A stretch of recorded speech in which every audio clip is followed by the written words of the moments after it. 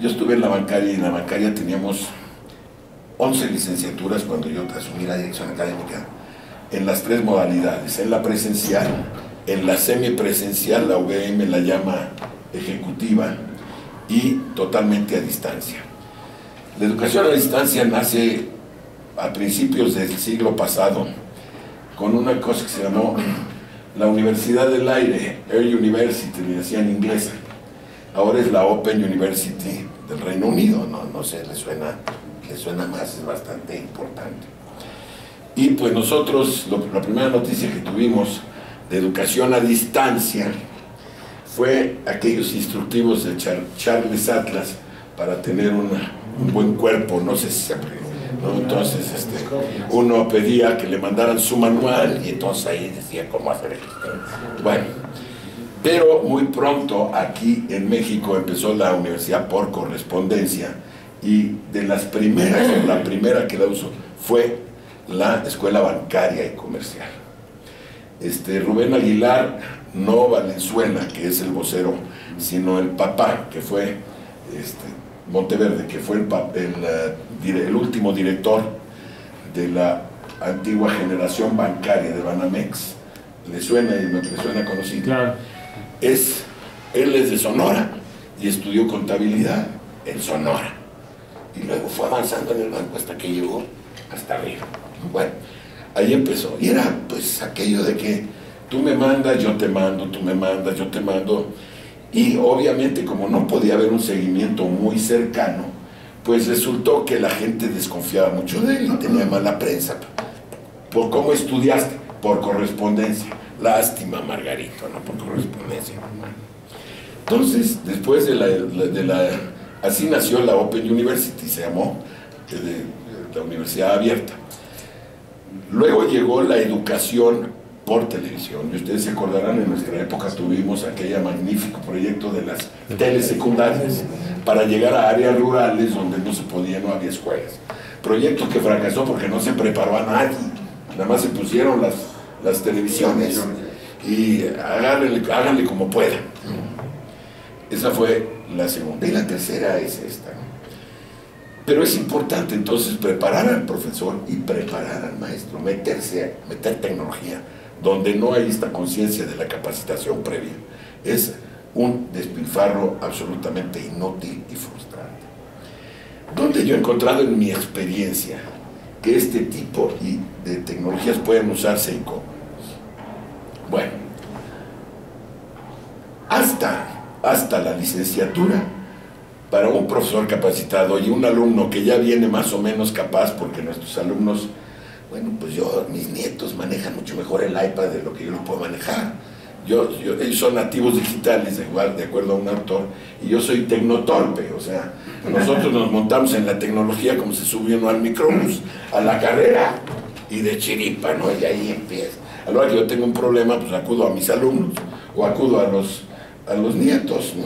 Y a veces a mejor a los nietos. Yo recuerdo a mi nieto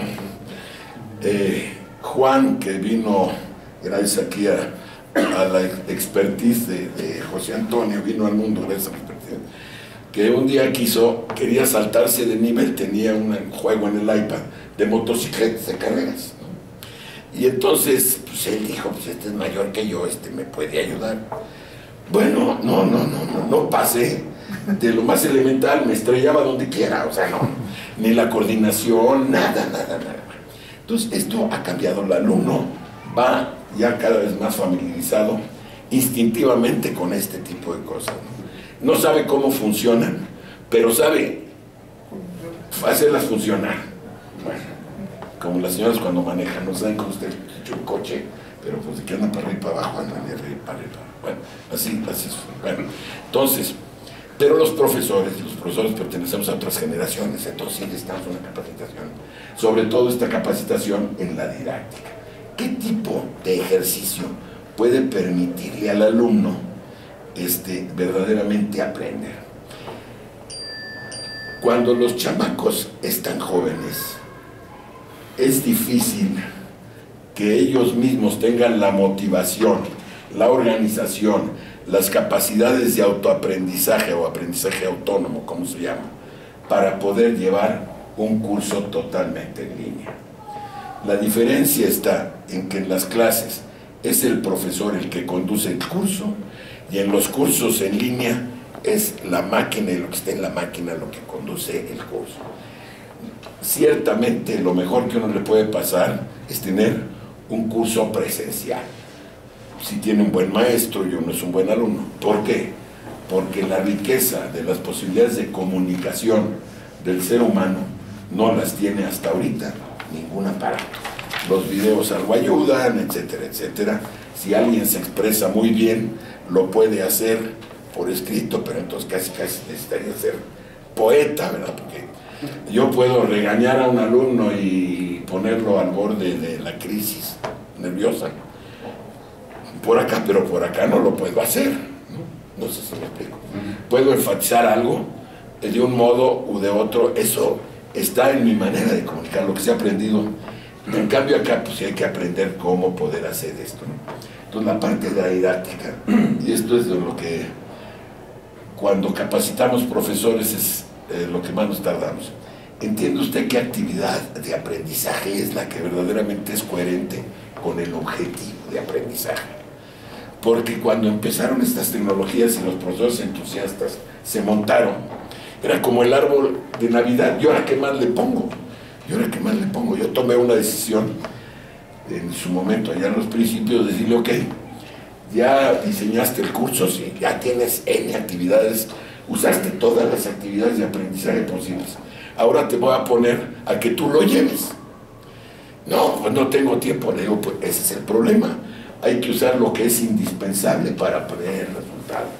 No como el arbolito de Navidad, que le vas poniendo esferitas y adornitos hasta que prácticamente deja de verse el árbol.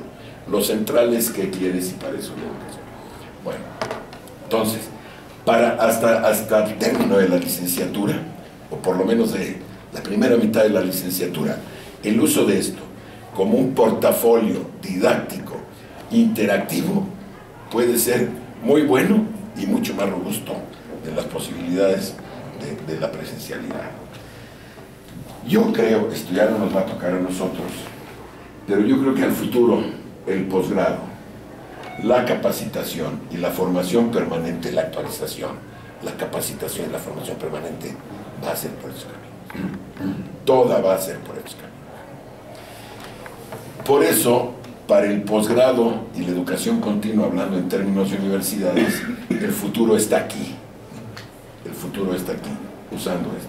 Porque entonces yo puedo llegar a una población, por ejemplo, en el caso de ICSE, que tuvimos que, me costó trabajo convencer a Enrique Castillo de esto. Le dije, a ver, ¿cuántas sucursales tienes? Tantas. ¿Cuánta gente tienes? Ya costeaste lo que te va a salir en traer esas gentes a tu universidad ICSE, porque querías seguir los pasos de la universidad. Ya costeaste lo que te va a costar traer esta gente a clases presenciales. No, pues hazlo. Ya te voy a decir, porque él pensaba que la educación por correspondencia, de la educación virtual no era buena, la educación a distancia.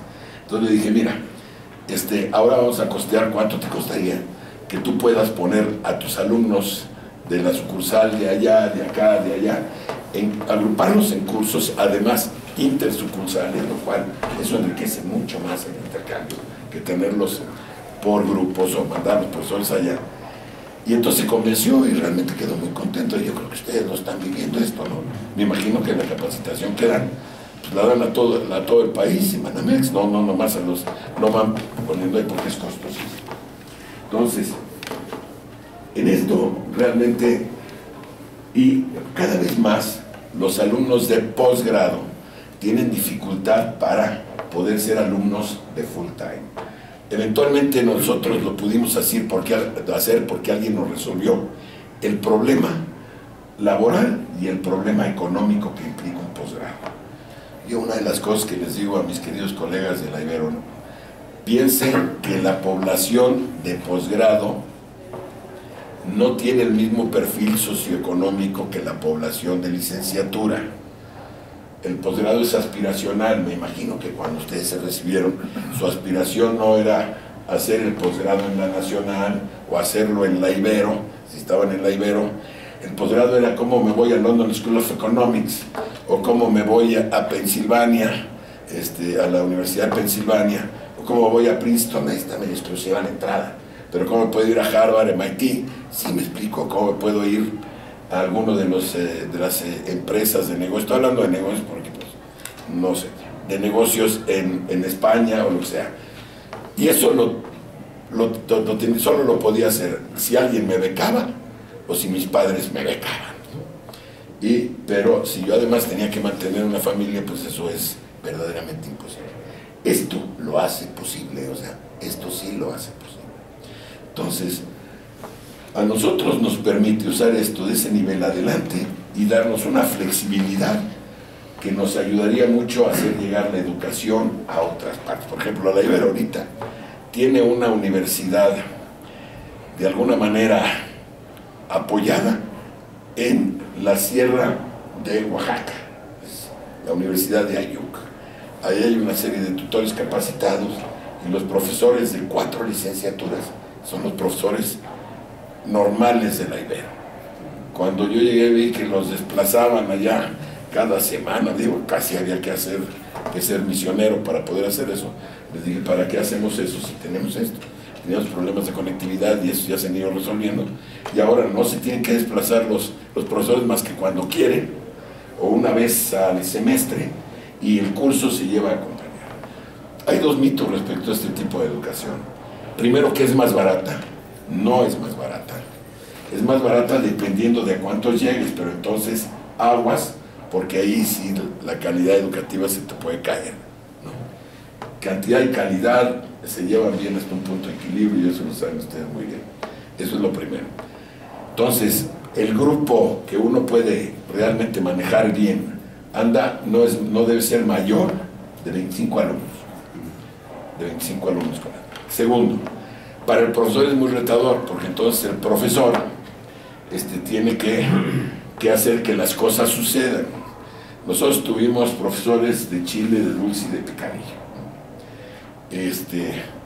Yo no sé si recuerdan ustedes a lo mejor no les tocó, Eduardo Miranda, un jesuita que llegó de la China, si lo conocieron. Entonces, el Güero Miranda, pues como era en la compañía, se pensaba en la providencia y en la gracia de Estado, de misionero china lo pusieron, fue mi profesor de geografía, y de geografía sabía un cuerno, porque todo tenía que se lo preguntar al maestro Sodi, que debe Sodi Payas, ¿no? Y cada vez que uno le preguntaba algo decía, voy a preguntarle al Chocho, y decía, no, se quedó lo de Chocho con la pronunciación. Bueno, alguna vez yo oí que estaba consultando con otro personaje notable, Eduardo Calderón, alias La Mamuta, jesuita, compañero de él, y le dijo, oye, no me alcanzó el tiempo de preparar. Y le contestó La Mamuta, que era un hombre libre, tan libre que ningún superior en la compañía nunca pudo hacerlo obedecer. Y le dijo, pues a criterios. ¿Qué es eso? Lo que sea. O sea, lo que una institución sabe de lo que pasa en un aula es prácticamente cero, no sé si me explico, porque llega el profesor, uno le entrega la lista de alumnos, el calendario, las fechas de examen, viene el curso, ahí no se sabe qué pasó, se pudo hablar de fútbol americano, de soccer, de chamacas, de cómo lo sufre el profesor o cómo sufren los alumnos, pero uno no sabe qué pasa entre que comience el curso y termine el curso. En cambio esto deja un portafolio de todo lo que pasó, un registro de todo. Sabemos si el alumno me entregó la tarea, si no la entregó, qué tarea, ya nos dice hasta si copió o no copió, porque hay un tiliche que se llama Self-Assign, que es el que nos dice si el alumno plagió o no plagió la tarea. Bueno, entonces está súper dotado. Y el alumno tiene un acompañamiento directo, constante del profesor, directo y constante del profesor, porque la comunicación es tan frecuente como deba ser, ¿no? Ya no hay el problema de que solo puedo ver a mi profesor cuando va a clase, sino yo tengo con esas herramientas una permanente comunicación. Tan es así que por eso el profesor tiene que saber aprender estas cosas. Lo que tenemos aquí, si lo quisiéramos tener allá, se llamaría un foro. nada más que con intercambio, no con uno hablando nada más como en este caso, no como intercambio. Una junta es una junta virtual, piensen ustedes, es lo que se llamaba seminario en la universidad, se llama seminario, un foro. Bueno, hay profesores, el otro día me tocó con unos profesores que venían del TEC, que decían que eran demasiados. El TEC lo que ha hecho es poner una bola de ayudantitos para resolver este problema, pero es una mala solución, seguro. El problema es que no les enseñan a los profesores a manejar el foro. Si yo tengo un seminario con mis alumnos, ¿quiénes deben hablar? ¿Yo o los alumnos?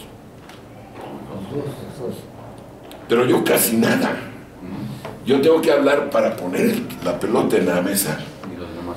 Y los demás son los que deben aportar y discutir entre ellos. Si sacan la pelota de la cancha, yo tengo que entrar para volvérselas a poner. Y al final, con las aportaciones cerrar. Como nos permite esta comunicación, la profesora, cada vez que participaba un alumno lo corregía. Y participa otro y lo corregía. Bueno, pues acababa.